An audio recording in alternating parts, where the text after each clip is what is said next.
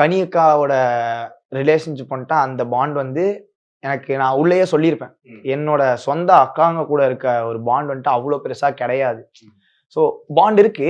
ஆனா ரொம்ப எலாபரேட் பண்ணி என்னோட வே ஆஃப் லவ்வே வந்துட்டு டோட்டலா வேற ப்ரோ. எனக்கு வந்துட்டு நான் போயிட்டு வந்துட்டு செல்லம் சாப்பிடுங்க இந்தாங்க அப்படின்னு பாசமா பேசுறது கிடையாது. என்னோட வே ஆஃப் லவ்வே வந்துட்டு நான் வந்துட்டு சாப்பிடலையா சாப்பிடு போ இந்த மாதிரியான லவ் தான். ஸோ அதுல வந்துட்டு நான் கனியக்காவோட பார்த்தீங்கனாலே தெரியும். அந்த மாதிரி தான் நான் வந்துட்டு பைத்தியம் சாப்பிடலையா போய் சாப்பிடு ஒழுங்கா அந்த மாதிரி தான் போயிட்டு இருக்கும். ஸோ அந்த பாண்ட் உள்ள சூப்பரா கிரியேட் ஆச்சு. அப்படி இருக்கும் போது அக்கா பொண்ணுங்க உள்ள வராங்க, அவங்கள பார்க்குறோம் அப்படின்ற ஒரு சந்தோஷத்தோட வெயிட் பண்ணிட்டு இருந்தேன்.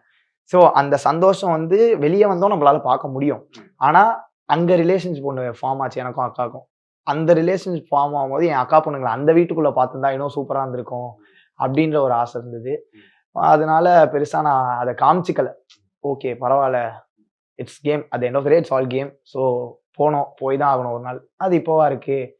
நான் வந்த வேலை ஓரளவுக்கு முடிஞ்சிருச்சு, பர்பஸ் முடிஞ்சிருச்சு அப்படின்னு ஒரு மாதிரி ஜாலியாக தான்